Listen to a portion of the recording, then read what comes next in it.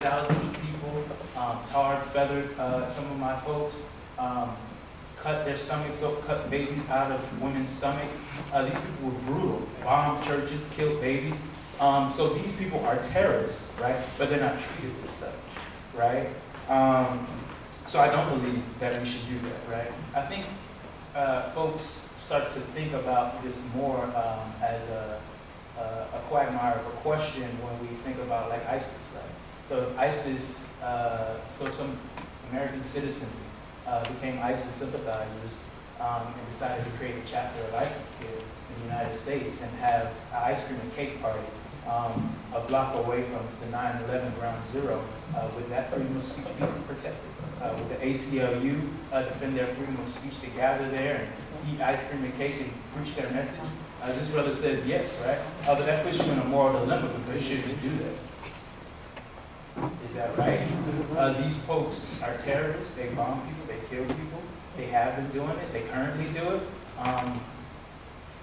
And you're going to give them the right to be able to do that, right? To get their message out and to recruit people, right? I don't know if that's necessarily right, and I think that's something that we should think about, right? So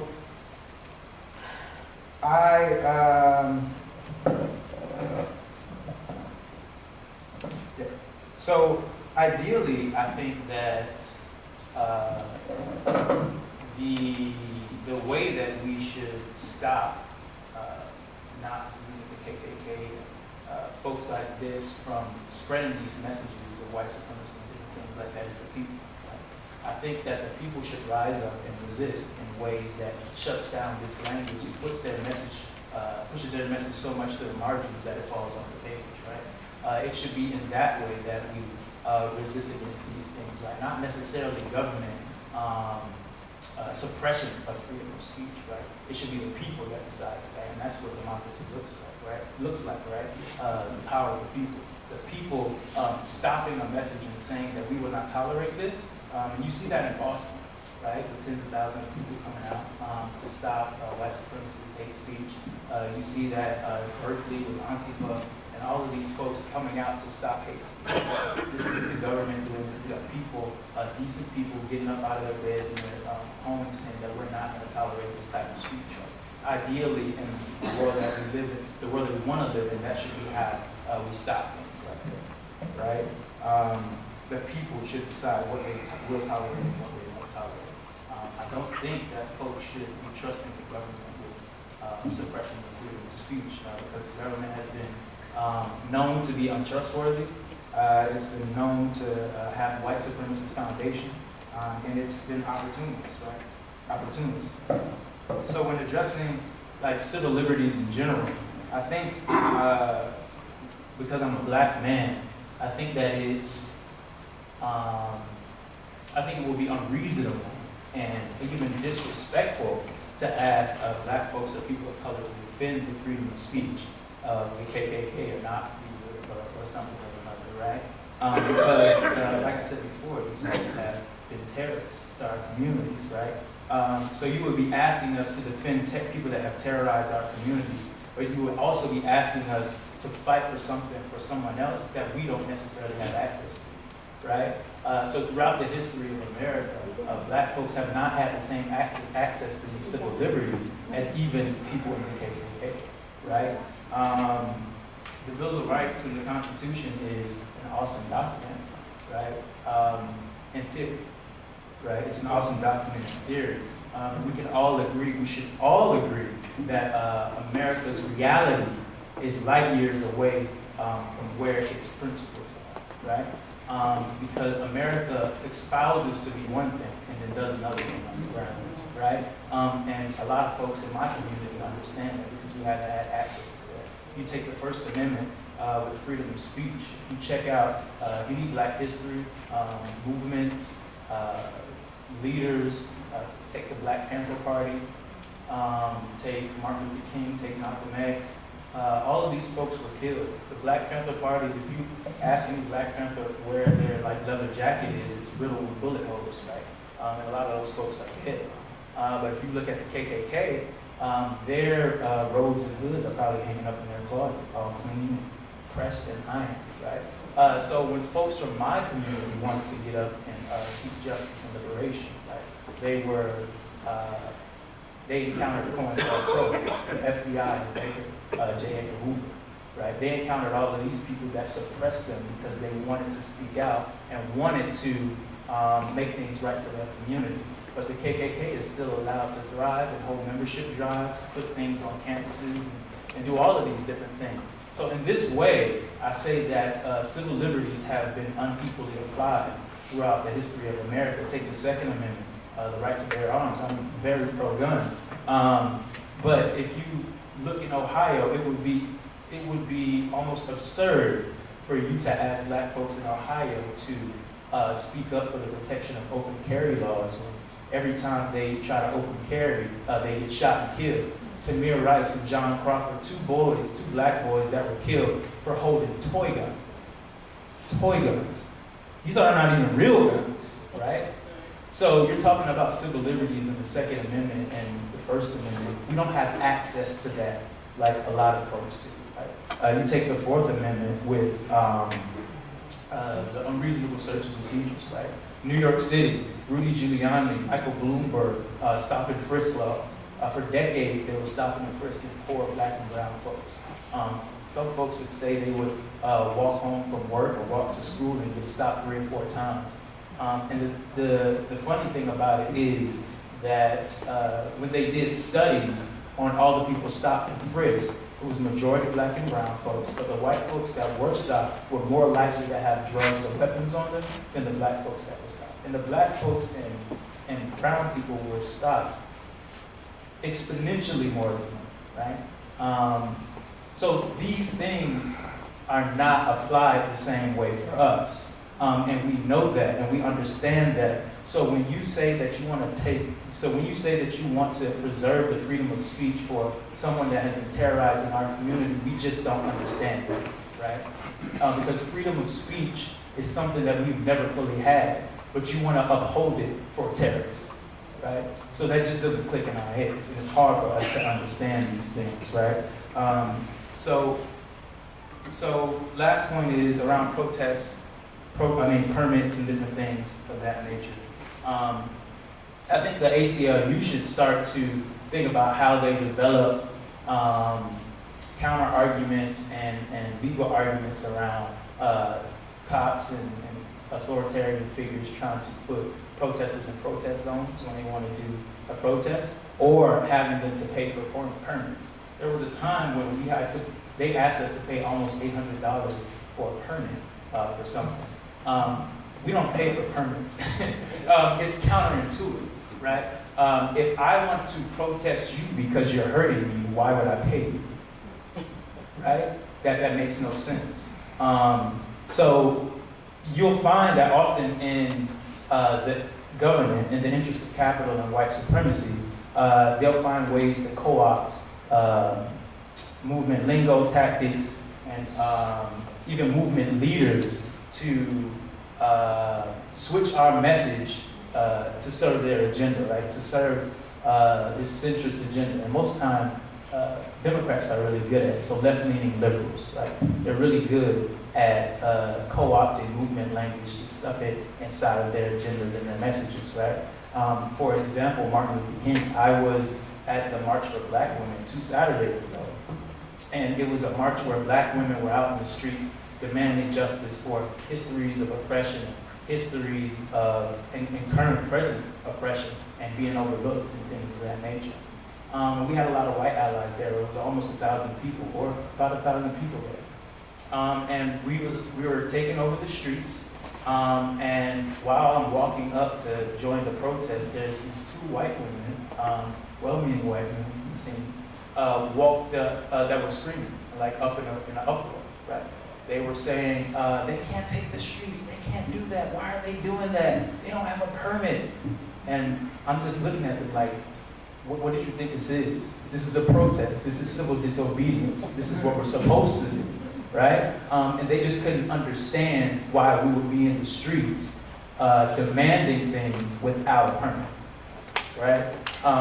And the last thing they said to me is Martin Luther King would be ashamed. And it's like it's like, how do you, so a lot of times, and this is what I mean, they co-opt our language to like de-arm us and defame us, right? By using Martin Luther King. It seems that, first of all, they don't understand who Martin Luther King was, right? Because Martin Luther King never in his life got a permit.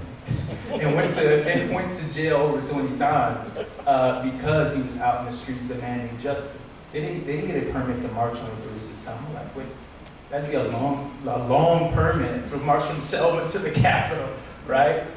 So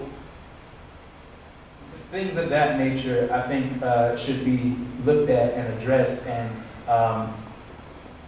so, quick question: what do you all think a protest is for? Like, why do people protest?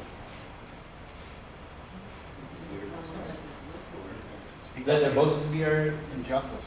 Injustice. To give a voice to the people whose voices haven't been used and to put out strong language. Okay. Anyone else? Reaction from the powers of peace to defeat. Yeah. But also to win something. To bring about change.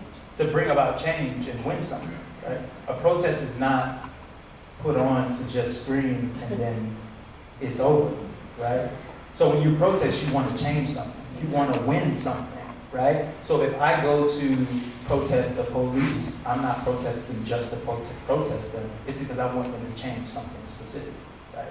But nowadays, it seems as if they have turned protest into political theater, it just seems. A lot of people think that protest is essentially just a parade or something that you just go to and it's a cathartic event, and after you finish screaming or whining, you go home, right? But that's not what it is. So anytime a cop tells me to go to a protest zone, I'm like, I don't understand. First of all, the protest zone is like in the back of the building. And they want you to go all the way there in this little box of like, when it's like 300 people to protest. It's like, why would I do that? That's counterintuitive to what I'm trying to do. I'm not gonna pay you or pay for a permit to protest you. There's times where we've been protesting the city for injustices that they've been doing, and they want us to pay them for a permit to protest them. It just makes no sense, right? So that's why I think that folks should start thinking about, maybe the ACLU should think about, how do we protect these folks that are exercising their First Amendment rights from exorbitant fees and from things that just do not make sense when it comes to protest. Because you protest to win. You protest to change things. You protest to make things better, right? You don't protest just to do it. Right? So how you join the movement, you can start working on it at home, in your communities, challenging white supremacy in your own communities, challenging folks that say things about black folks that isn't true, or that is wrong, or is racist, doing things of that nature. And if you believe that you're a good person, if you believe that you value human life, if you believe that everybody should be equal, then you should be doing these things. You should be challenging your neighbors. If you don't if you don't do that, and you just let your white friends and your white neighbors continue to do these things, then I don't know if you're a good person. I don't know if you value human life, and I don't know if you believe that everybody should be equal, because every day we're fighting back trying to stop this, and if you don't want to help us and fight back, then you're a part of the problem, honestly. Because white supremacy is pervasive and it's in everything. And it's not just KKK folks. It's baked into institutions. It's systematic. It's CRAs. It's laws. It's the 13th Amendment. Actually, it's everything. It's politics. It's voter ID laws. It's all of these things that are racist and white supremacists to the bone, and we have to fight back against those things, right? So thank you so much for your time. We're going to take some questions, but I'm going to make a statement. This is not a debate. This is not a time for you to make statements. Ask the speaker a question, okay? We're running late. We're going to have to move quickly. Please ask him a question. Here's our first one. First, I just want to say I thank you for presenting your point of view. I recognize that racial injustice is rampant in our society. Just off the top of my head, you mentioned stop and frisk, which is blatantly unconstitutional. My question to you is, do you see a difference between civil disobedience, the kind that Martin Luther King practiced, being jailed 20 times, versus the Antifa movement that you mentioned, where they actually physically attack people who are using what they call hate speech? I mean, every time I turn on Fox News, I hear about Antifa. And I'm wondering if you think that Antifa is helping your cause, or whether or not it's rallying the base against injustice. Yeah, just off of principle, Antifa is not like Martin Luther King, because Martin Luther King believed in nonviolence. He was principally nonviolent, right? So he would not hurt anyone, right? Which is different from just like nonviolent tactics, right? So no, they're not like Martin Luther King in that sense. But I would also implore you to read Martin Luther King's, he has 3 books. He wrote it in Jamaica. I forgot what it's called, but I can tell you afterwards. But in this book, he specifically talks about Black Power. He talks about Black Power movement and how Black folks were starting to talk about Black Power and taking back our rights as people in a more aggressive way. And this was when the youth wing started to come in, and they were saying, no more will we be nonviolent. We want what we want, and we deserve it, right? And he also talked about the riots and Watts and things like that. And he said, never would I say that the people that were rioting in Watts were wrong for doing what they wanted, doing what they did. He said a riot is the voice of the unheard, right? It's when the unheard is trampled on so much, and you're not listening to them, that they have to act out in some way for you to listen. And if you look at Watts, things changed. It may not have been a lot of change, but something changed when they did that. If you check out Ferguson, after people rioted in Ferguson, the Department of Justice came in there, found massive human rights abuses were going on for decades. And if they did not do that, then Ferguson would have not changed. So I would implore you to look at, instead of going with the culture of niceness, this culture of niceness that says we must do everything in order and in fashion, right, to get what we want, look at things that have changed the world. It was not always people saying, hey, could you please give me something, right? Some people had to elevate their voices. Some people had to get aggressive. And some people had to break a window for something to happen. So I would implore you not to victim blame and say that you're wrong because somebody had their foot on your neck for over 100 years, and you finally pushed their leg off their neck aggressively, and you're wrong for pushing their leg off their neck aggressively. Right? So think of the things. Okay, I know Lenora has a question. I'm looking to see if anybody else does. Not yet? Okay. I do. Go ahead, Lenora. And then I think we're going to exchange. Okay. I noticed that a lot of times people use Dr. King as an example of civil rights leadership. I think that, and I would like your opinion, I think that the civil rights movement today has inverted itself. And I think that we're dealing with things as a people that on a different level. I think we're dealing with systemics and systemic policies that are oppressing us more than we had signs that said for colored people water fountain, white people water fountain, black people can't go here, black people can't go there. So I think because that has changed and the systemics have changed, I think the way we react to situations also have changed. I'm speaking as somebody who did march with Dr. Martin Luther King. My 2 older sisters were Black Panthers. And Martin Luther King was not the only person who led movements back then. There was also Malcolm X who said, by any means necessary.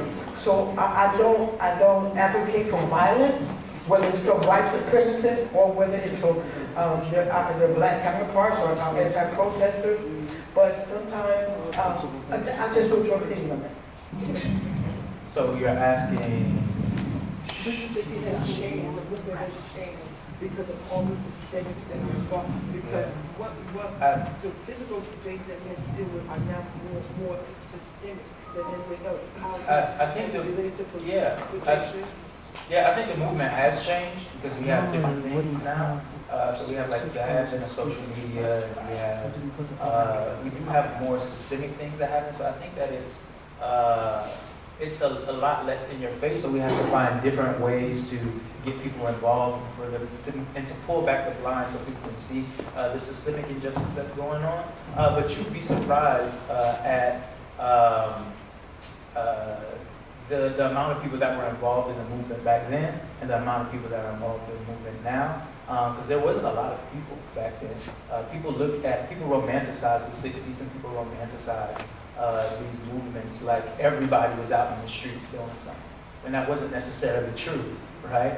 There was still a lot of people that were sitting by on the wayside, and there was still, Martin Luther King was still racking his brain trying to get people out of their homes in the streets, even though every time they walked to the store, they were getting whooped over the head, right? You know how many people went to the March on Washington? So, sister, I think that it has changed in a sense, but I don't think that we have any less involvement in the movement. I think that people are nowadays still just as involved as they were back then, right? Thank you. Even though the mode has changed. Sorry. Thank you. And I think we have another speaker that wants to say a few words, but we only have like a few minutes. Yeah, I apologize. Yeah. So it's just about a concrete example of how can people get involved. Can you introduce yourself first? Yeah, so my name is Carlos. I'm with the Black Lives Matter Alliance Broward, and along with many people, have worked on a campaign in Hollywood to take down symbols of hate. Right? So as we know, in Hollywood, we have these symbols: Forbes, Hood, and Lee. All symbols of the Confederacy, all people that fought to perpetuate slavery. And so very quickly, these symbols have been taken down in the city of Hollywood. Good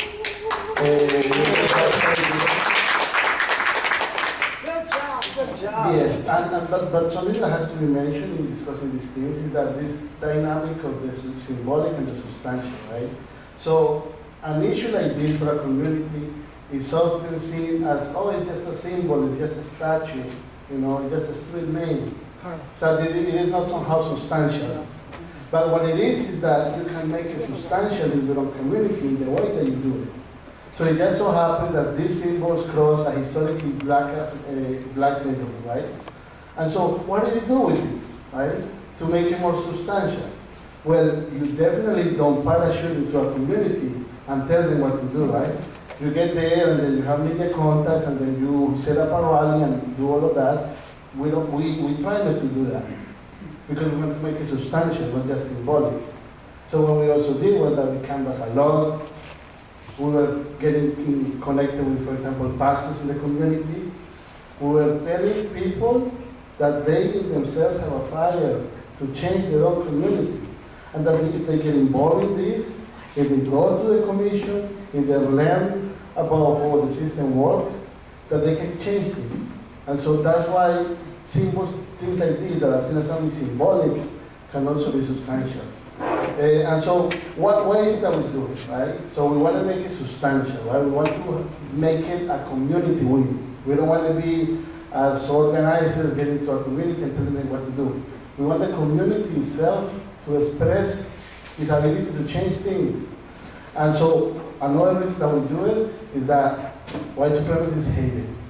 They absolutely detest every time one of these stupid symbols come down. Whether it be a statue, a street name, or a park, they detest it. And so that is another profound reason why we do this, and why people should get involved. And so for example, in trying to make it substantial very quickly, this issue is happening all over Florida. So for example, it's happening in San Agustin, in Jacksonville, in Tampa, in Orlando, in Gainesville, in West Palm Beach, and in Hollywood. And so all of those are opportunities, not just to change the name, which of course we want to change, these are symbols of hate, but these are opportunities to generate a space for agitation, right? And so you go to a community, the first thing that they tell us, at least that's been my experience in canvassing, you knock on the door, and the first thing that people say is that, oh, they don't care about us, that cannot possibly be done. And so what we see is that if we engage the community and we allow them to tell us how we go about these things, you can do wonderful things, because these symbols are all over the place. And there are powerful potentials, again, for creating space for agitation, for creating spaces where people can come together and learn their power. A lot of people feel kind of impotent in the political times that we live today. But an easy win like this, taking down a hateful symbol, taking down somebody like Forbes, for example, the first Grand Wizard of the KKK, that was a symbol that was being put out and taken to the city of Hollywood. And we organized and we mobilized and we got it done. It was significant. But it was significant not just because we did the change. It was significant because a lot of people from the community got involved. Right? It's a learning opportunity. All of us learned from them. They told us what needed to be done. They even suggested us a name that we should use. Right? And so basically that's what's happening in Hollywood. That's a little bit of a contextualization. We need to move from the symbolic to the substantial, and go about keep doing it, and supporting it. We should know that there's a lot of movements to take down a statue of Broward. Of course, Napoleon Broward was a virulent racist. He's the county name is named after him, and so. But anyways, I'm gonna pass it on just to finish some flyers. Because the last step for this to do is deciding what names I will not do, I will not decide. And so some of these names were offered by the community itself. And so I'm passing out some information so that people can call the commission and tell them what's up. Okay?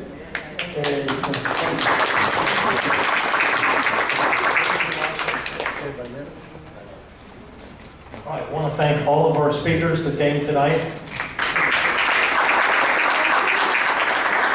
We are going to have our Broward chapter board meeting. It is open to the public. You are welcome to stay and observe if you wish, or you can get your flyer from Carlos and slip out the door. That's okay too. So thank you for joining us tonight. We're going to pull up chairs for the board and have the board meeting over. Thank you for coming out tonight. Stay if you wish. Or slip out. It is your turn. Oh, I have. Oh, no, so it should be fired. Well, we're gonna hang around. Okay, board members, immediately. Yeah.